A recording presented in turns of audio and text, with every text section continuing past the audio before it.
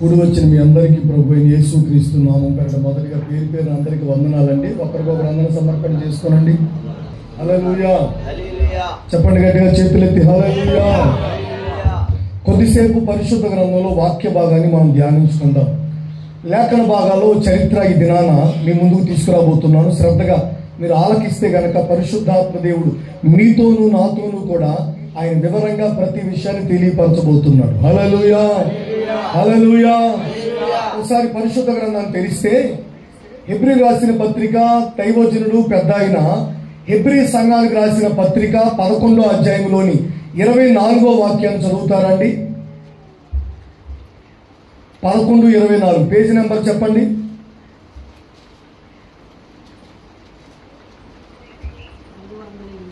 మరొకరు సంఖ్య లేవీకాండం 10వ అధ్యాయం తీయండి.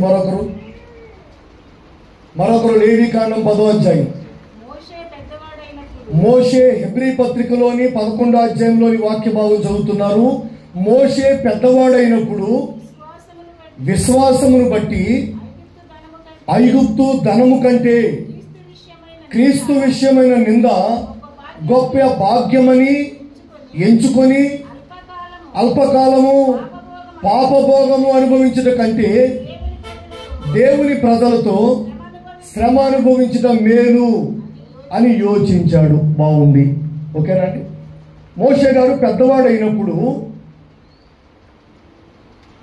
అల్పకాలము పాపభోగము అనుభవించట కంటే దేవుని ప్రజలతో శ్రమ అనుభవించట మేలు అనుకుని ఇంకేమనుకున్నాడు?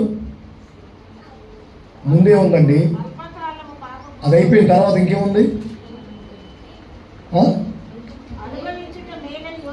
యోచించి ఫరో కుమార్తె యొక్క కుమారుడు అనిపించుకున్నటకు ఒప్పుకోలేదని రాయబడింది. మోషే పెద్దవాడు అయ్యాడట. పెద్దవాడైనప్పుడు ఏది మంచి, ఏది చెడు, ఏది చేయాలి, ఏది చేయకూడదు, మనం ఏ వేలో వెళ్ళాలి, ఎక్కడ శ్రమ పడాలి, ఏ విషయం కొరకు పోరాటం చేయాలి, దేని కొరకు దేవుని సందులో మనం గోజాడాలి, ఇలాంటివన్నిటి విషయంలో క్లారిటీ వచ్చేసింది ఆయనకి. ఇప్పుడు ఏం చేస్తాడు? అందుకని అంటే అల్పకాలము పాపభోగము అనుభవించుట కంటే దేవుని ప్రజలైన వారితో ఏం అనుభవించాలి? శ్రమలు అనుభవించడమే మేలు. ఇది ఈ రోజున దేవుని పిల్లలుగా విశ్వాసులైన వారు పెద్దవాళ్ళైనా ఈ రోజున వయసు పెరుగుతున్నా కానీ ఇంకా సుఖభోగాల వైపే జీవితాన్ని నడిపించుకుంటూ అదే జీవితం, దాని పేరే దేవుని ఆశీర్వాదం, దాని పేరే దేవుని దీవెన అనే భ్రమలో బ్రతుకుతుంటే ఏనాడు మోషే గారు పెద్దవాడైపోయి విశ్వాసాన్ని బట్టి ఏమని యోచిస్తున్నాడు అంటే అల్పకాలము పాపభోగము అనుభవించడం కంటే దేవుని ప్రజలతో శ్రమ అనుభవించడమే మేలు. ఇది దేవుని పిల్లలుగా ఉండాల్సినటువంటి దర్శనము. ఈ రోజున పాస్టర్లు కానివ్వండి, బడా దైవజనులు కానివ్వండి, రెవరెండ్లు కానివ్వండి, బిషప్లు కానివ్వండి, ఈ రోజున ఎక్కడ మహాసభలు పెట్టినా, ఎక్కడ ప్రార్థనా కొడుకులు పెట్టినా అభిషేక ఆరాధన అంటారు, ఇంకో ఆరాధన, ఇలా ఎన్ని చెబుతున్నా కానీ చివరిగా అల్టిమేట్ గా వాళ్ళు చెప్పేది ఏంటంటే దేవుని ఆశీర్వాదం మీకు కావాలి, దేవుని దీవెన మనకు కావాలి అని ప్రజల్ని మభ్య పెడుతుంటే ఈ మభ్య పడుతున్నటువంటి ప్రజలు సుఖంగా బ్రతకడం, ఈ రోజున విలాసాల్లో బ్రతకడం, హాయిగా బ్రతకడం, ఈ రోజున కాలు మీద కాలేసులు జీవించడం, ఈ రోజున ప్రశాంతంగా బ్రతకడం, 4 చేతులు సంపాదించుకుని ఈ రోజున కడుపు నిండా తిని గట్టిగా తిని గుట్టుగా నిద్రపోవడమే ఇది దేవుని ఆశీర్వాదమే అనే భ్రమలో విశ్వాసులు ఉన్నారండి. కానీ పెద్ద ఆయన వేల సంవత్సరాల క్రిందట, ఇప్పుడు కాదు, వేల సంవత్సరాల క్రిందటే పెద్ద ఆయన ఏమంటాడు అంటే అల్పకాలము పాపభోగము అనుభవించడం కంటే చెప్పండి దేవుని ప్రజలైన వారితో శ్రమలు అనుభవించడమే మేలు. అదేనండి. ఇప్పుడు శ్రమలు లేవు, బాధలు లేవు, కన్నీళ్ళు లేవు, ఏమి ఉండకూడదు, అవన్నీ తొలగిపోతాయి. విడుదల కోటాలు, ఏం కోటాలండి? విడుదల కోటాలు, ఆశీర్వాద పండుగలు, ఇలా చాలా చాలా చాలా చాలా ప్రజల్ని క్యాచ్ చేసేదానికి ఆ క్యాచ్ అయ్యి ఆ నేమ్స్ తోటి పెట్టేసి ఎన్ని పెడుతున్నా కానీ వాక్యం ఏం చెబుతుందంటే మోషే గారు ఏమంటారంటే అరే ఎప్పుడో నేను ఓ దర్శనం పొందుకున్నాను, అల్పకాలము పాపభోగము అనుభవించడం కంటే దేవుని ప్రజలతో శ్రమలే మేలురా బాబు అని ఎప్పుడో దర్శనం పొందుకుంటే, అరే పడుద్దాయిలారా ఇప్పుడు ఆశీర్వాదాలు ఏంటి, ఇప్పుడు దీవెనలు ఏంటి, ఇప్పుడు క్షేమం ఏంటి అని ఇప్పుడు మోషే గారు ఉంటే ఇలాంటి వాళ్ళందరినీ అడిగి కడిగేసేవాడే. దేవునికి స్తోత్రం, హల్లెలూయా. ఆశీర్వాదాలకు వ్యతిరేకం కాదు బైబిల్, దీవెనకరమైన జీవితానికి బైబిల్ వ్యతిరేకం కాదు. ఆశీర్వాదకరమైనటువంటి జీవన విధానాన్ని ఈ రోజున ప్రపంచానికి పరిచయం చేసిందే బైబిల్. మరి అలాంటప్పుడు ఆశీర్వాదాలకి దీవెనలకు బైబిల్ ఎందుకు వ్యతిరేకంగా మాట్లాడుతుంది? కాకపోతే ఎంత ఆశీర్వాదం ఉన్నా, ఎన్ని దీవెనలున్నా, నీవు నేను అయితే దేవుని కొరకు, దేవుని ప్రజలతో, దేవుని సేవకులతో శ్రమ పడుటయే ఆశీర్వాదం అనుకోవాలి. ఆమేన్. ఏది ఆశీర్వాదం అనుకోవాలి? ఇప్పుడు మోషే గారు ఐగుప్తు కుమార్తె యొక్క కుమారుడు, అంటే రాజు తర్వాత రాజు, అంతటి ఆశీర్వాదకరంగా ఉన్నాడు. మనం ఇప్పుడు ఏమంటాడు అంటే, ఏది మేలయ్యా, ఏది ఆశీర్వాదం అయ్యా మోషే గారు, ఏది నిజమైన ఆశీర్వాదం, ఏది నిజమైన దీవెన అని మోషే గారు అడిగితే, మోషే గారు సవాలు చేస్తూ చిటికలేస్తూ చెప్తాడు, అరే బాబు మీరు అనుకునే అన్ని ఆశీర్వాదాలు కాదు, మీరు అనుకునేవి ఈ రోజున ప్రజలు చెప్పేవి, దైవజనులు చెప్పేవి, ఇవన్నీ మోసపూరితమైన విషయాలు. బైబిల్ చెప్పే నిజమైన ఆశీర్వాదం ఏంటంటే దేవుని ప్రజలతో, చెప్పండి, దేవుని కొరకు శ్రమ పడుటయే ఆశీర్వాదము. ఇప్పుడు చెప్పండి, ఎంతమంది ఆశీర్వాదకరంగా ఉన్నారు ఏంటంటే? నేను చెప్తాను, నా వయసు ఇంచుమించుగా, వయసు వచ్చింది, ఊహ తెలిసింది, వయసు వచ్చినప్పటి నుంచి నా ఒళ్ళు ఓనమైపోయేటట్లుగా నా దేవుని కొరకు రాత్రింబగళ్ళు ప్రయాసపడ్డాను. హల్లెలూయా. అందుకు చాలా మంది సాక్ష్యం ఉన్నారు, దేవుని సేవకులు, దేవుని పిల్లలు. నేను పెరిగిన వాతావరణం దగ్గర ఈ రోజున ఆశీర్వాదం ఏది అంటే, ఈ రోజున దైవజనులకు ఈ రోజున ఒక క్లారిటీ లేదు, విశ్వాసులకి ఒక క్లారిటీ లేదు, బోధించే వారికి, ప్రకటించే వారికి ఒక క్లారిటీ లేదు. ఏదంటే అదే ఈ రోజున చెప్పేస్తూ ఏదంటే అదే నడిచిపోతుంది కనుక సరిపోతుంది. అసలు ఆశీర్వాదం ఏది? మేలేదయ్యా అంటే ఆయన అంటాడు, దేవుని ప్రజలతో శ్రమ అనుభవించుటయే అది కదా మేలు, అది కదా మేలు. అంత ఆశీర్వాదకరమైన జీవితం ఉండి ఫరో కుమార్తె యొక్క కుమారుడు అనిపించుకోవడానికి ఏమాత్రం కూడా చెప్పండి అనిపించుకోవడానికి కూడా ఏమాత్రం ఇష్టపడలేదు. ఎందుకంటే ఇది ఈ రోజున గమనిస్తే ఆ మోషే గారు రాజే, ఇప్పుడు ఓ రకంగా యువరాజే, అతను దీవెనకరంగానే ఉన్నాడు, అతను రాజరికంలోనే ఉన్నాడు, ఇంచుమించుగా ఆటోమేటిక్ గా ఆ తర్వాత రాజవంశంలోనే ఉండిపోయేవాడు. కానీ ఆశీర్వాదం కావాలనుకునేవారు, మేలులు కావాలనుకునేవారు, దీవెనలు కావాలనుకునేవారు ఈ దినాన సవాలుగా బైబిల్ చెబుతుంది. ఈ రోజున ఎవరైతే ఇశ్రాయేలు ప్రజలకు నాయకుడని మీరు నేను నమ్ముతున్నామో, ప్రపంచం నమ్ముతుందో, ఆ మోషే గారు ఈ రోజున మొదటిగా దేవుని సన్నిధిలో ఉన్న మోషే గారు చెబుతాడు, నిజమైన ఆశీర్వాదం దేవుని కొరకు శ్రమ పడుటయే. ఆమేన్. దేవుని ప్రజలతో శ్రమ పడటమే, దేవుని కొరకు శ్రమ పడటమే, దేవుని సేవకులతో శ్రమ పడటమే నిజమైన మేలు, ఆశీర్వాదం, దీవెనకరమైన జీవితం. హల్లెలూయా. నా దేవుడు మిమ్మల్ని ఆశీర్వదించును గాక. ఇలా ఎవరు చెప్పినా సంతోషపడతారు. కారణం ఏంటంటే నిజమైన ఆశీర్వాదం ఏంటో వాళ్ళకి తెలియదు కదా. ఆశీర్వాదం అంటే ఈ రోజున ఓ బస్తా కాయ కాసే నిమ్మ చెట్టు 100 బస్తాలు అలా ఎందుకు కాస్తుందండి? ఆశీర్వాదం అనేది ఈ రోజున దేవుడు మనకు ఖచ్చితంగా మన అవసరాలు తీరుస్తాడు.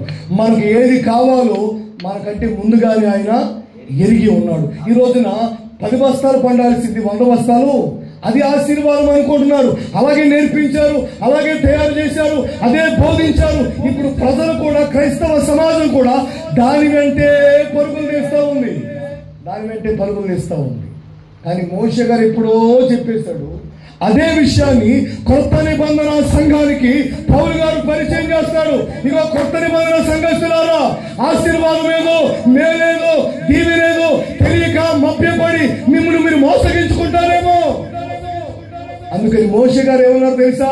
అల్పకాలము పాపభోగము అనుభవించడం కంటే దేవుని ప్రజలైన వారితో శ్రమ అనుభవించడమే మేలు అని మోషే గారు ఎప్పుడో చెప్పాడని కొత్త నిబంధన సంఘానికి కూడా పౌలు గారు పరిచయం చేస్తున్నాడు, మరొకసారి గుర్తు చేస్తున్నాడు. నా ప్రియ దేవుని ప్రజలారా, పెద్దలారా, ఈ మాటలు ఆలకిస్తున్న వారులారా, ఆశీర్వాదాలు, దీవెనలు, మేలుకరమైన జీవితం కావాలనుకునే వారులారా, నిజానికి లేఖన భాగాలు ఆశీర్వాదకరమైన జీవితానికి, సమృద్ధికి, క్షేమంకు ఈరోజు బైబిల్ వ్యతిరేకం కాదు.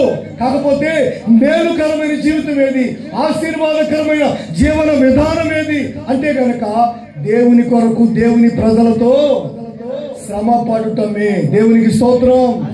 హల్లెలూయా. లేదండి పాస్టర్ గారు, మేము ఆదివారం అలా చుట్టం చూపుగా అలా వచ్చి ఇలా వెళ్ళిపోతామండి అనుకుంటే మీరు ఆశీర్వాదానికి దూరంగా చెప్పండి. మీరు అనుకునే ఆశీర్వాదాలకు మీరు దగ్గరగా ఉండొచ్చేమో, కానీ బైబిల్ చెబుతున్నటువంటి పెద్ద ఆయన మోషే గారు చెబుతున్నటువంటి ఆ ఆశీర్వాదాలకు మీరు దూరంగా బ్రతుకుతున్నారు. ఊరికే అట్లా వచ్చి అట్లా కనబడి వెళ్ళిపోతామండి. ఆదివారం కరువు పనికి పేరేయించుకున్నట్లుగా, అంటే ఉపాధి హామీ పనికి పేరేయించుకున్నట్లుగా అలా వచ్చి అలా కనిపించి వెళ్ళిపోతామండి. లేదు, అది కాదు ఆశీర్వాదకరమైన జీవితం అంటే. ఏది మరంటే దేవుని ప్రజలతో శ్రమ అనుభవించాలి. ఏది, నువ్వు ఎక్కడ శ్రమ పడుతున్నావు? రోజు దేవాలయంలో ప్రార్థన చేస్తున్నావా? పోనీ ఆదివారమైన దేవుని మందిరాన్ని కాస్తంత పెందల కాడి లేచి వచ్చి ఆదివారం దేవాలయాన్ని కాస్త శుభ్రపరిచి వచ్చే వాళ్ళకి అన్ని రకాల వసతులు ఏర్పాటు చేస్తున్నావా? పోనీ ఎక్కడైనా ప్రార్థనా కూటం అంటే నీతో పాటుగా ఇంకో ఇద్దరికి ఛార్జీ పెట్టుకుంటున్నావా? ఎక్కడ శ్రమ పడుతున్నావు నువ్వు? ఏది శ్రమ? ఏది నీకు శ్రమ? ఏది అసలు? నీ ఒళ్ళు నువ్వే చెప్పు, నీ ఒళ్ళు నువ్వే మోసుకోలేకపోతున్నావు, ఎవరన్నా మోయాల్సి వస్తుంది. అంత బద్ధకం. ఇంటి దగ్గర నుంచి దేవాలయానికి నడవడానికి కూడా ఎవరైనా బండి మీద తీసుకెళ్తే చెప్పండి బాగుండు. అంత బద్ధకం అండి.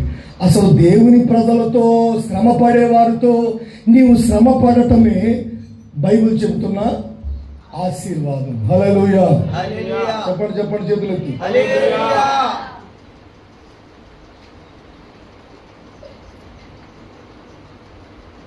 మరో మాట కూడా చూద్దామండి. సంఖ్యాకాండంలోని లేవీకాండంలోని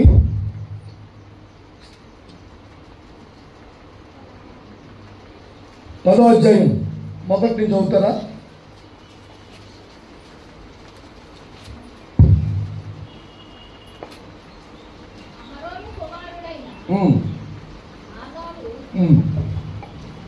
అబీహు తీసుకొని వాటిలో నిప్పులుంచి వేసి యెహోవా తమకు ఆజ్ఞాపింపని, అంటే ఆజ్ఞాపింపని అంటే దేవుడు ఆజ్ఞాపించలేదు. ఆజ్ఞ చేయకుండా, ఆజ్ఞ ఇవ్వకుండానే వేరొక అగ్నిని, వేరొక అగ్ని చదవండి అమ్మా. వేరొక అగ్నిని ఆయన సన్నిధికి తీసుకురాగా యెహోవా సన్నిధి నుండి అగ్ని బయలుదేరి వారిని కాల్చి వేసిన వారు యెహోవా సన్నిధిని మృతి పొందిరి. అప్పుడు మోషే అహరోనుతో ఇట్లా, ఇది యెహోవా చెప్పిన మాట, నా యొద్ద నుండి వారి యందు నేను నన్ను పరిశుద్ధపరుచుకొందును, ప్రజలందరి ఎదుట నన్ను మహిమపరుచుకొందును. అహరోను మౌనంగా ఉండగా. తలపైగా తాలకించండి. అహరోను కుమారులు ఉన్నారు కదండి. అహరోను కుమారులు ఇద్దరు కూడా నాదాబు, అబీహులు. వీళ్ళకు కూడా అహరోను గారు యాజక వస్త్రం ధరిస్తాడు. మోషే గారు ప్రజలందరికీ నాయకత్వం వహిస్తాడు. ఇప్పుడు వీళ్ళకి చూసినప్పుడు ఏమనిపిస్తుందంటే మనం కూడా అట్లానే చేయాలి. ఎట్లా? అదిగో అహరోను గారు ఎట్లయితే చేస్తున్నాడో, కరపట్టుకుని యాజకుడిగా అటు ఇటు తిరుగుతున్నాడు కదా ఆయన, అట్లానే మనం కూడా యెహోవా సన్నిధిని ప్రజలందరూ ఎదుట మనం కూడా ఆ మాదిరిగానే నడవాలా. మోషే గారు ఎట్లా పిలుస్తున్నాడు, ఇదిగో దేవుని సమాజమా అని ఎట్లా పిలుస్తున్నాడు, మనం కూడా అట్లానే పిలవాలా ప్రజలందరినీ. మనం కూడా రూల్ చేయాలి, మనం కూడా అంత పెత్తనం చేయాలి. మనం కూడా మనకి అలాగే లోబడాలి. మోషే గారికి, అహరోను గారికి ప్రజలు ఏ విధంగా గౌరవిస్తున్నారు, ప్రజలు ఏ విధంగా లోబడుతున్నారు, ప్రజలు ఏ విధంగా భయపడుతున్నారో ఆ మాదిరిగానే మనకి కూడా భయపడాలి అని నాదాబు అబీహులు తమ దోపార్తులు తీసుకుని వాటిలో నిప్పులుంచి వాటి మీద దోపద్రవ్యం వేసి యెహోవా తమకు ఆజ్ఞాపింపని వేరొక అగ్నిని ఆయన సన్నిధికి తేగా. చూసారండి? అంటే ఇప్పుడు గమనిస్తూ ఉంటే దేవుడు వారికి ఆజ్ఞ ఇవ్వలేదు. మోషే గారి దేవుడు పిలిచాడా లేదా? పిలిచాడండి. అహరోను గారిని కూడా దేవుడు పిలిచాడా లేదా? చెప్పండి. ఉద్యోగం చేసి ఉద్యోగం సరిగా లేక, లేదంటే వ్యాపారం చేసి వ్యాపారం కలిసి రాక, లేదంటే పెళ్ళి పెడాకులు అయిపోయిన తర్వాత ఇక ఏం చేస్తాం ఏమీ అర్థం కాక ఇప్పుడు కల్చర్లో మందిరం కట్టి ఏంటండి, లేదంటే ముడిచెరలో మందిరం కట్టి, లేదా ఇంకో చోటు ఇంకేదో చేసి ఏది చేసినా కలిసి రాక, ఎటు వెళ్ళినా ఈరోజు దారి లేక, ఎటు పోయినా బతకలేక, చివరికి చెప్పండి బ్రతకలేక బైబిల్ పట్టుకున్నాడా అహరోను గారు? మోషే గారు బ్రతకలేక బైబిల్ పట్టుకున్నారా? లేదు.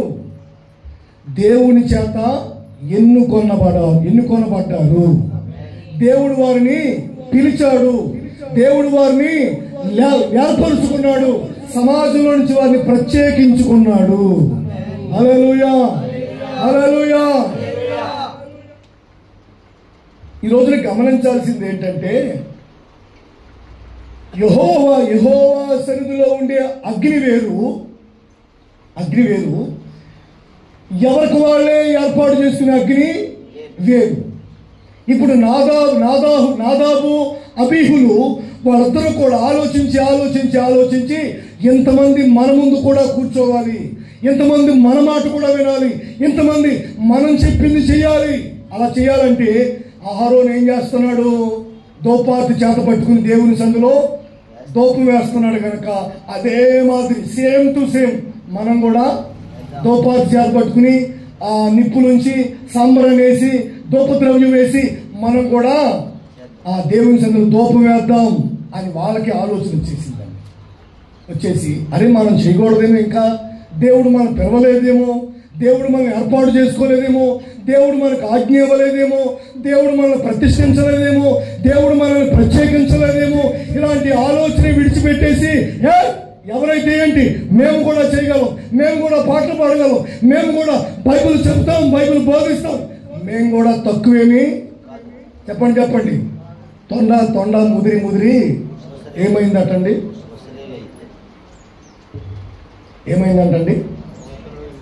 గట్టిగా చెప్పండి. మరి ఆ మాకు చెప్పడానికి చెప్పి సావడానికి ఏంటండి? వసస్ అంటే ఈ సగం చెప్పి సగం చెప్పకుండా ఏంటన్నా మాటలు? తొండ ముదిరి ఏమైందంట అంటే నీకు బైబిల్ చదివేస్తూ ఉండే కొలది, పాటలు వినేస్తూ ఉండే కొలది, పాటలు పాడేస్తూ ఉండే కొలది, సంఘంలో కార్యక్రమాలు, రకరకాల కార్యక్రమాల్లో ఈ రోజున అన్ని విషయాలు ఆనుపాను, ఈ రోజున లాభ నష్టాలు, కష్ట సుఖాలు ఇవన్నీ తెలుసుకుని ఒక అనుభవం వచ్చేసి ఏదంతా నీ తలకాయ ఇదంతా ఇదేం పెద్ద పని ఏంటి అన్నట్లుగా ఇద్దరు చాలా తక్కువగా ఆలోచన చేశారు. సింపుల్ అనుకున్నారు సేవ అంటే. ఎందుకంటే ఎక్కడికక్కడ మందిరాలు, ఎక్కడంటే అక్కడ సేవ, ఎక్కడంటే అక్కడ పరిచయ, ఎవడు పడితే వాడు బైబిల్ పట్టుకుని బయలుదేరేసరికి ఇది పెద్ద ఏమి చెప్పండి ఇది పెద్ద అంత ముఖ్యమైనది ఏమి, ఇదంతా భయపడేది, అంత బెదిరిపోయేది, అమ్మో అనుకునేది ఏమి కాదు. ఏమన్నా పళ్ళు వేస్తాం, 4 నిప్పులు వేస్తాం, సాంబ్రాణి వేస్తాం అంటాం, అయిపోయింది అంతేగా. ఇది పెద్ద ఏముంది అనుకున్నానండి. అనుకుని నాదాబు అబీహులు ఇద్దరు కూడా ఆ దోపార్తి చేత పట్టుకుని దూపం వేసి అయిపోయింది. మేము కూడా ఇది పెద్ద పని. కాసేపు వాకింగ్ చెప్పడం పెద్ద పని, ఒక కూటమి ఏర్పాటు చేయడం పెద్ద పని, లేదంటే వాకింగ్ చెప్పడం ఈరోజు పెద్ద కష్టమా, పాటలు పాడడం పెద్ద కష్టమా, వాయిద్యాలు వాయించడం పెద్ద కష్టమా, ఓ సంఘాన్ని నడిపించడం అంటే, ఒక ఆరాధన నడిపించడం అంటే ఇదంతా యాడే అన్నట్లుగా చాలా చాలా చులకనగా చూశారండి. ఏది? దూపం వేయడం, దీపం వెలిగించడం, ఇదంతా కూడా బలిపీఠం మీద పశువు నడిపింది. ఇవన్నీ కూడా చాలా చాలా ఆయన చిన్న చిన్న పనులు ఎవడైనా చేసేయచ్చు అనుకున్నారు. ఈ లోపుగా యెహోవా సన్నిధి నుంచి అగ్ని బయలుదేరి వాళ్ళ ధూపం వేస్తానే ఉన్నారు. వీళ్ళ చేతిలో అగ్ని ఉంది. కానీ యెహోవా సన్నిధి నుంచి అగ్ని దిగి వచ్చి వారు నిలబడున్నారు కదా, అక్కడికక్కడే వారు దహించబడ్డారు, కాలి బూడిదైపోయారు. జనమందరూ ఈ విషయాన్ని చూస్తున్నారు.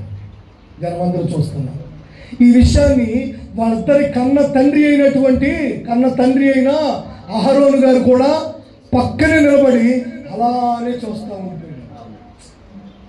బైబిల్లో రాయబడింది, ఎన్నో వచనం, 4వ వచనం, అహరోను చెప్పండి మౌనంగా ఉన్నాడు. ప్రియ దేవుని ప్రజలారి, దినాన కళ్ళ ముందు ఇదిగొచ్చినటువంటి 2 కుమారులు కన్నబిడ్డలు, రే ఏం చేస్తున్నారు ఆటో దగ్గర? ఎవరైనా ఉన్నారా? చెప్పండి చేతులు గట్టిగా, హల్లెలూయా. ఎదుగొచ్చినటువంటి 2 పిల్లలు కళ్ళ ముందు, అహరోను కళ్ళ ముందు కాలి బూడిదైపోతుంటే, అయ్యా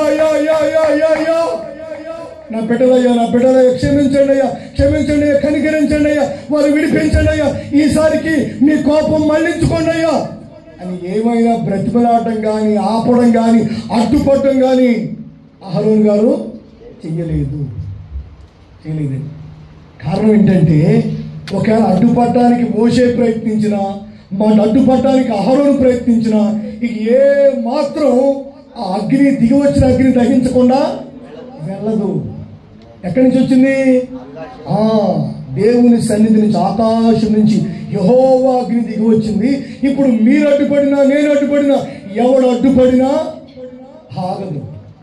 అందుకని మౌనంగానే ఉండిపోయారు. ఇక దేవుని ప్రజలారా, పెద్దలారా, మన దైనందిన జీవితంలో ఎంత యాజకత్వం, వ్యాపారం కాకుండా, ఉద్యోగం కాకుండా, లేదంటే ఇంకేదంటే ఎల్ఐసీలు కాకుండా, డోక్రాలు కాకుండా, ఇంకేదో జాబు, వ్యవసాయం, ఇంకో జాబు, ఇంకోటి ఇలాంటి ఏ కార్యక్రమాలు, జీవన సంబంధమైనటువంటి లోక వ్యాపారాల్లో చిక్కుకోకుండా సంపూర్ణ సమర్పణ కలిగి యాజకత్వం వస్త్రాన్ని ధరించి, యెహోవాను ధరించి, ఈ రోజున పథకాన్ని ధరించి, ఈ రోజున నిలువటంగి వేసి దేవుని సన్నిధిలో నిరంతర యాజకుడిగా అహరోను నిలిస్తే వచ్చిన ఫలితం ఏంటండి బాబు అంటే, ఎదిగిన 2 కుమారులు యెహోవా మందిరంలోనే కాలి బూడిదైపోయారు. అయినా సరే మౌనంగానే ఉన్నాడు. ఆ తర్వాత ఇంక సేవలేదు, గేవాలేదు, ఆటకి నా తర్వాత చేసేవాళ్ళు ఎవరు నిద్ర సచ్చారు. ఇంక నేను చేయలేరా మూసిగా, ఇంక నేను చేయలే, ఎవరైనా చూసి పెట్టుకో ఆటకి ఇంకా అని ఎక్కడికి పోలేదండి. దేవుని సేవలో అలానే నిలబడ్డాడు. హల్లెలూయా. ఈ విషయాలు మీకు ఎందుకు చెబుతున్నానంటే, వీళ్ళిద్దరూ అన్నదమ్ములు. ఎవరు? మోషే, అహరోను ఇద్దరు అన్నదమ్ములండి. మనం బైబిల్లో మీరే కాదు, ఎవరు చదివినా, ఏ దేశంలో చదివినా అహరోను మోషే అనరు. మోషే ముందు ఎవరి పేరు వస్తుంది? మోషే గారి పేరే వస్తుంది. మోషే అహరోను అంటారు. అహరోను మోషే అని అనరండి, మోషే అహరోను అంటారు. ఇప్పుడు గమనిస్తూ ఉంటే ఆయన ప్రతిష్ట చూసాం, ఈయన ప్రతిష్ట చూసాం. దేవుని కొరకు ఎంత ప్రయాసపడ్డారో, ఎంత ఆధిక్యతను అనుభవించారో, ఎంత ఘనమైన సేవ చేశారో, ఎలాంటి యాజకుడిగా కొనసాగాడో, ఇవి చాలా వివరంగా బైబిల్ చెబుతుంది. మచ్చుకి ఒకటి మోషే గారి గురించి, మచ్చుకి ఒకటి అహరోను గారి గురించి మనం బైబిల్లో ఇంతవరకు తెలుసుకున్నాం. ఇంకా చాలా ఉన్నాయి. దేవునికి స్తోత్రం. చెప్పండి చేతులెత్తి గట్టిగా దేవునికి హల్లెలూయా. దేవుని ప్రజలారా, కళ్ళ ఎదుట 2 కుమారులు కాలి బూడిదైపోతుంటే, ఈ రోజున సేవ విడిచిపెట్టకుండా, పరిచయం విడిచిపెట్టకుండా, దేవుని సేవలోనే కడవరకు ప్రాణం పోయేంత వరకు కూడా అహరోను గారు అదే యాజకత్వాన్ని కొనసాగించారు. హల్లెలూయా, హల్లెలూయా. అరే ఎందుకు మానేసాడు ఆ చర్చి? మా పిల్లం మాట్లాడలేదండి. అరే నీ పిల్లం మాట్లాడకపోతే నీ పిల్లలకు మాయరోగం, నీకు మాయరోగం వస్తే మందిరం ఏం చేసిందిరా? మానేస్తారా? మానరాలగా చెప్పరేంటండి? పిల్లం మాట్లాడకపోతే చెప్పండి, పిల్లం మాట్లాడకపోతే, మొగుడు మాట్లాడకపోతే మొగుడు ఏలూరులో ఉంటే మరి నేను చేయమంటావు, నన్ను ఏం చేయమంటావు? ఏలూరులో ఉండడం అందుకని నేను మాట్లాడు. ఎవరితో? సంఘంతో మాట్లాడదట, ఆరాధన కూడా రాదటండి. ఆడు ఏలూరుకి వచ్చి ఆడికి ఏలూరు పోయి చెప్పు ఆడికొస్తే సంఘం ఏం చేసింది ఏంటండి? వీళ్ళ బ్రతుకులు వీళ్ళ జీవితాలు చూస్తుంటే ఎంత నాటకాలుగా ఉన్నాయి చూడండి, ఎంత నాటకాలుగా ఉన్నాయి చూడండి. గేదె పాలేదండి, మనసేం బాగాలేదు. గేదె పాలకపోతే మనసు బాగాలేదా? గేదె గుండెకి ఏమైనా పెట్టి బతుకుతున్నావా? అంటే తినేదంతా అదేనా? పోనీ అన్నం మానేసావా? గేదె పాలకపోతే పోనీ సాయంకాలం ఇస్తుందేమో. మొత్తం అన్ని పాలన్నీ నువ్వే పిండేస్తే మరి దూడ చచ్చిపోదా? నీకు మాయ రోగం వస్తాకి. పాలన్నీ నీకే కావాలి. దూడ బతుకున్నప్పుడు కొంచెం దానికి గడ్డి తిని దానికి కొంచెం బలం వచ్చేదాకా కొంచెం కానీ పాలు వదిలేస్తే అది గడ్డి తినే వయసు వచ్చేసరికి నువ్వు పాలు నువ్వే పిండుకుంటావు కదా. అలా కాదు మనకి, అలా కాదు. జిన్ను పాలు కూడా అమ్మేయాలి మనకి. ఏం మిగిలేస్తున్నావు చూస్తున్నానుగా, జిన్ను పాలు కూడా అమ్మేయాలి, జిన్ను పాలు కూడా అమ్మేయాలి. ఏంటండి? సైకిల్ బ్యాచ్ పడితే కోపం, బండిలో పెట్రోల్ అయిపోతే చెప్పండి గట్టిగా కోపం, కరెంటు పోతే కోపం, ఎండ ఎక్కువ కాస్తే కోపం, ఒకవేళ ఆడడానికి వచ్చాక ఫ్యాన్ తిరగకపోతే చెప్పరేంటండి? చిరాకు. ఎవడో ఫ్యాన్ గురించి ఒక్కడికి లేదు. ఒక్కొక్కరు విగ్రహాల్లో కూర్చున్నాం, ఫ్యాన్ వేయాలని ఒక్కడికి కూడా తిరగట్లేదు. లోపల అనుకుంటుంది హల్లెలూయా చెప్పండి, హల్లెలూయా అని చెప్తాను ఉంటుంది, కానీ లోపల ఇదే ఆలోచన అండి, ఇదే ఆలోచన అండి. పాట ఎవరో ఇన్ని ఒకటి కాదండి. పిల్లం మాట్లాడకపోతే పిల్లం తలవాసం, పిల్లం తలవాసం వస్తే నేను తలంటాను ఇట్లా వచ్చి ఏంటండి? అది తలంటుకోవాల్సిన అమ్మాయి తెలియాలి. మా ఆయన తలవాసం వస్తుందండి, చిరాకు వస్తున్నారు పక్కన పడుకుంటాక. నేను పడుకోనండి మీ ఆయన పక్కన, నేను తగలేయడానికి. గోళ్ళు శుభ్రంగా ఉంచుకోవాలా, తల శుభ్రంగా ఉంచుకోవాలా, ముక్కులు శుభ్రంగా ఉంచుకోవాలి, అన్నీ వాళ్ళకి తెలిసావాలి కదా. అవన్నీ తెలిసావాలి కదా. మరి ఫోన్లు ఎందుకు ఇంత ఫోన్లు? నీ ముఖం అంత ఫోన్లు ఎందుకు చేతిలో? కొన్ని అవన్నీ తెలిసి చేస్తామంటే అవి తెలిసి చావు. భార్య మాట్లాడకపోయినా, భర్త మాట్లాడకపోయినా, ఇంట్లో ఏదైనా గొడవ జరిగినా, ఇంట్లో సరిగా కూర తేకపోయినా సరే నాదే తప్పు. ఎవరు తేకపోతే కూర వెళ్ళారంట, అయిపోయిందంట. ఎక్కడ చెరువు కాడికి వెళ్ళారు, అయిపోయిందంట. దానికి నేనేం చేయండి అంటే ఒక 50 కేజీలు ఫ్రిడ్జ్లో పెట్టి ఉంచనా? ప్రతి దానికి మందిరం మీదే ఈ సన్నాసులు మందిరం మీద పడి అడవడమే. మందిరం ఏం చేస్తుందండి? 2 కుమారులు కళ్ళ ముందు కాలి బూడిదైపోతే మౌనముగా ఉండిపోయాడు. దేవునికి స్తోత్రం, హల్లెలూయా. రోజున ప్రియ దేవుని ప్రజలారా, నీ వ్యక్తిగత జీవితంలో, వ్యాపారంలో, ఉద్యోగంలో, వ్యవసాయంలో, ఈ రోజున కుటుంబ పరంగా, ఆర్థికంగా, ఆరోగ్య కోణంలో ఏ సమస్యలు వచ్చినా సరే నీవైతే నోటుకు వచ్చినట్టు వాగుతున్నావు. ఎక్కడంటే అక్కడ నీ నోటుకు వచ్చినట్టు పేలుతున్నావు. అది ఈ మాట ఇక్కడ మాట్లాడచ్చో లేదో, ఈ పనికి మన మనిషి ముందు ఈ మాటలు మాట్లాడచ్చు మాట్లాడకూడదు అని ఏమాత్రం కూడా స్పృహ, ఆలోచన మర్చిపోయి మనిషివో పశువు అర్థం కాకుండా నోటుకు వచ్చినట్టు వాగుతున్నావు. అహరోను అంటాడు, నేను మౌనంగా ఉన్నాను. ఎలా ఉన్నాను? మౌనంగా ఉన్నాను. నీ నోటికి తోద ఎక్కువ, అందుకని ఏదంటే అది వాగుతూనే ఉంటావు. ఎక్కడంటే అది వాగుతూనే ఉంటావు. ఏం మాట్లాడాలో ఏం మాట్లాడకూడదు నీ నోట్లో మరి అన్నం తింటున్నావో ఇంకేం తింటున్నావో కానీ నీకు అసలు ఏది తెలుస్తావు?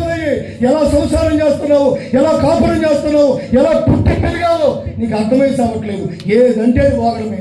చిన్న సమస్య వస్తే దానికి రెచ్చిపోవడం, చిన్న విషయం వస్తే దానికి నువ్వు కంట్రోల్ చేసుకోకుండా ఏదంటే అది మాట్లాడమే. ఏ మాత్రం కూడా సెల్ఫ్ కంట్రోల్ లేకుండా, మేనర్స్ లేకుండా, బుద్ధి జ్ఞానం లేకుండా ఎక్కడంటే అక్కడ వాగడం, ఎక్కడంటే అక్కడ మాట్లాడటం. అహరోను గారు మీరేం చేశారు? నేను మౌనంగా ఉన్నానండి, మౌనంగా ఉన్నానండి. ఏమైంది? 2 కుమారులు చర్చిలోనే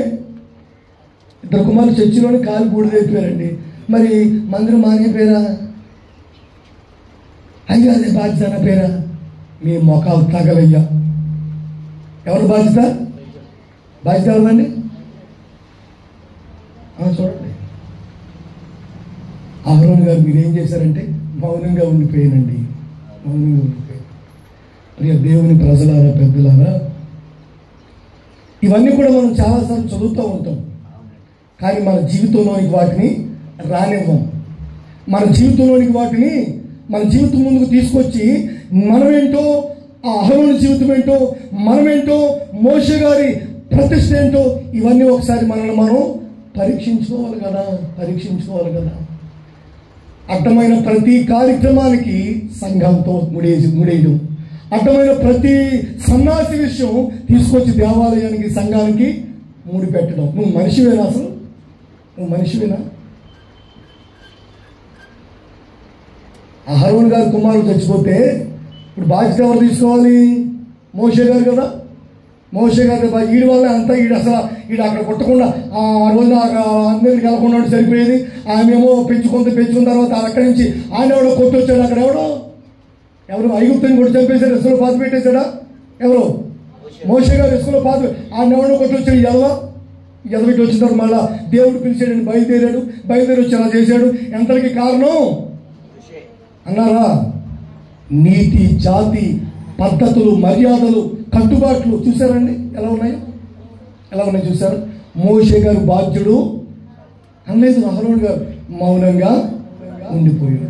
నీ వ్యక్తిగత జీవితంలో ఆరోగ్య విషయం, ఆర్థిక విషయం, ఈరోజు నా వెండి బంగారాలు, స్థలాలు, పొలాలు, ఈరోజు నీకు సంబంధించిన ఏ విషయంలోనైనా సరే ప్రియ దేవుని ప్రజలారా, ఏ శ్రమలు ఎదురైనా, ఏ కన్నీళ్ళు ఎదురైనా, ఏ నిందలు ఎదురైనా, ఎలాంటి అవమానాలు ఎదురైనా, ఈ రోజున దహించు అగ్నిగా ఆయన నీ ముందు పరీక్షించి నిన్ను శోధించినా సరే నీవైతే దేవుని సన్నిధానంలో మౌనంగా ఉండగలగాలి. ఆమేన్. ఇది దేవుని పిల్లలుగా పెద్దలు మనకి నేర్పుతున్న ఆత్మీయ జీవితం. ఒక ఆయన అంటాడు, ఏది మేలయ్యా అంటే దేవుని ప్రజలైన వారితో శ్రమ అనుభవించడమే మేలు అంటాడు ఒక ఆయన. ఆశీర్వాదకరమైన జీవితం ఏదయ్యా, క్షేమకరమైన జీవితం ఏది? ఈ ప్రపంచంలో ఈరోజు అత్యంత దీవెనకరమైన, మేలుకరమైన జీవితం మనం జీవించాలి అంటే దానికి సలహా చెప్తారంటే మోషే గారు అంటాడు, ఇంకా సలహా చెప్పేది ఏముందండి? దేవుని సేవకులతో, దేవుని పిల్లలతో అనుక్షణము శ్రమలు అనుభవించడమే మేలు అంటాడు ఆయన. ఇంకొక ఆయన ఏ శ్రమలు వచ్చినా, ఏ నిందలు వచ్చినా, ఏ బాధలు వచ్చినా, ఎలాంటి సవాళ్ళు ఎదురైనా, ఎలాంటి ఈ రోజు నీ జీవితాన్ని అపహసిస్తున్నా, గేలి చేస్తున్నా, ఎంతగా శోధించబడుతున్నా, ఏ పరిస్థితులతో నిన్ను వేధిస్తున్నా, ఎక్కడా సంబంధమైన విషయాలు తీసుకొచ్చి నీకు అతికించి నిన్ను కృషించినట్లుగా, కృంగిపోయేటట్లుగా సమాజం చూటిపోట్లు మాట్లాడుతున్నా సరే, దేవుని ఎదుట మౌనంగా ఉండడమే దేవుని పిల్లల లక్షణమని అహరోను గారు చెప్తాడు. ఇంతకు మించి మన ఆత్మీయ జీవితం ఇంకేం కావాలండి? మౌనంగానే ఉండిపోయాడు. దేవుని పిల్లలుగా ఈ రెండు విషయాలు ఈ వారం మనం శ్రద్ధగా ఆలకించాం కదా, గుర్తుపెట్టుకుని, మనసులో పెట్టుకుని, ఈ ఆత్మీయ జీవితంలో ఇలాంటి అనుభవాల్లో మనం ఉన్నామో లేదో, చిన్న ఇబ్బంది కలిగితే, చిన్న నొప్పి కలిగితే, పెద్ద విషయం కాదని చిన్న విషయానికి కూడా ఈ రోజున వయసు మర్చిపోయి,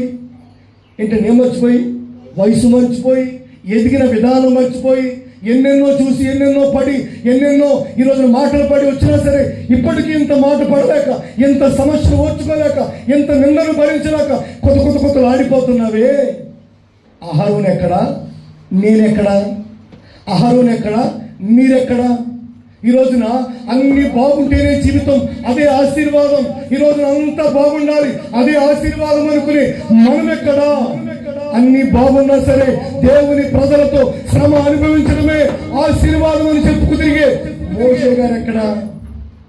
ఈ రోజున ఈ దినం ఈ వాక్యంతో నిన్ను నీవు, నన్ను నేను ప్రశ్నించుకోవాలి. ఎక్కడ వాడు అక్కడ లేచి నిలబడండి.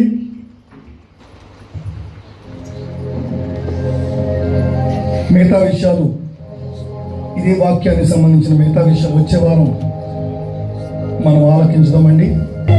పరిశుద్ధ గ్రంథంలో పెద్దలైన వారిని మా యువత మాదిరిగా ఉంచారయ్యా. అసలు సిద్ధలైన ఆశీర్వాదకరమైన జీవితం దేవుని ప్రజలైన వారితో శ్రమ అనుభవించుతాయని, శ్రమలైన, సంఖ్యలైన, నిందలైన, అవమానములైన ఈ శరీర విడిపోతాయక మీతో అడుగులు వేయాలనే ప్రతిష్ట కలిగిన వారి లక్షణమని మరొకసారి నిరూపించాలి. నా ప్రియ సోదరి సహోదరులారా, పెద్దలారా, ఓ తీర్మానంతో ప్రార్థన చేసుకోనండి. ఏది ఆశీర్వాదం, ఏది దీవెనకరమైన జీవితం, ఏది మేలుకరమైన అనుభవము లేఖన భాగాలు సవాలు మనకు తెలియజేశాయి. మోషే గారి ద్వారా ఆశీర్వాదకరమైన జీవితం, అహరోను గారి ద్వారా శ్రమల మధ్యలో, సంఖ్యల మధ్యలో, నిందలు నిట్టూర్పుల మధ్యలో దేవుని పిల్లలు ఎలా ఉండాలి అనేది అహరోను గారి ద్వారా దేవుడు మనకు తెలియపరిచాడు.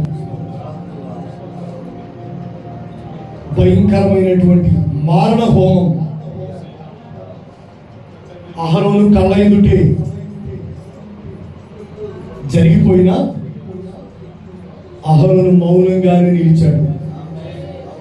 ఇది కదా ప్రతిష్ట కలిగిన వారి అనుభవం, ఇది కదా నాగటి మీద చేయవేసిన వారి అనుభవం, ఇది కదా మారు మనసు బాప్తిస్మంగా కలిగిన వారి అనుభవం, ఇది కదా. మరి నీవు నేను ఎక్కడ, అహరోను గారు ఎక్కడ? మన దైనందిన జీవితంలో ఎదురవుతున్నటువంటి చిన్న సమస్యల మధ్యలో, చిన్న పరిస్థితుల్ని మనం భరించలేక సహించలేకపోతుంటే అహరోను గారు ఎక్కడ నిలబడ్డాడు, మనం ఎక్కడ నిలబడ్డాం? సుఖమయమైన జీవితమే ఆశీర్వాదం అనుకునే నేటి సమాజం ఎక్కడ? దేవుని ప్రజలైన వారితో శ్రమ పడాలి అని సుఖమైన జీవితాన్ని విడిచి వచ్చినటువంటి మోషే గారు ఎక్కడ? ఈ మాటలు ఆలకించిన మీరు నేను ఓ తీర్మానానికి రావాలి. అసలైన ఆశీర్వాదాలు అనుభవించాలి. దేవుని సన్నిధిలో మౌనంగా సహనంగా నేర్చుకోవాలి.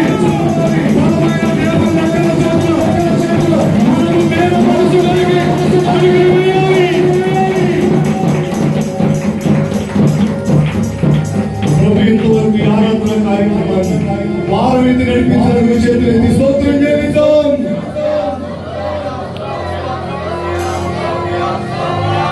చేరి వచ్చిన వారి కొరకు, వారి కుటుంబాల కొరకు చేతులెత్తి దేవుని సన్నిధిలో స్తోత్రం చెల్లిద్దాం.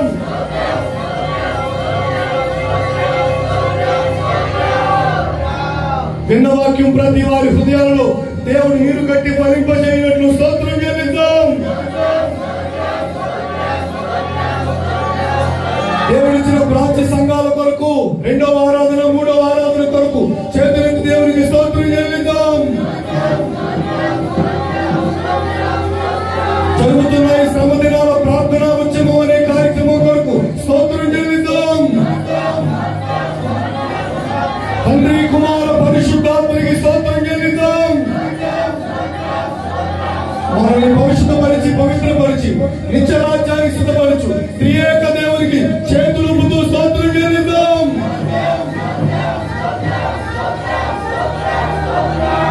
ప్రార్థన. మహోన్నతుడ, జీవాధిపతి, ఘనమైన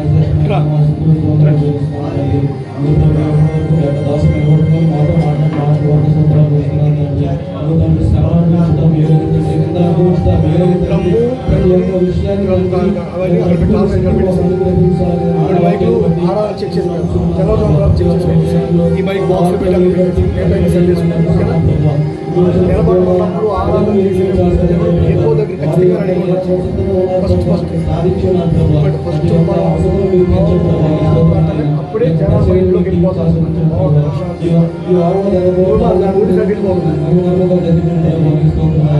అలాగే ధర్మాధిపతి చిత్రపూర్తి జీవించాలి. అక్కడ ఆరాధన కూడా మహిళగా జరిగింది. దయచేసి ప్రయాణం అంతా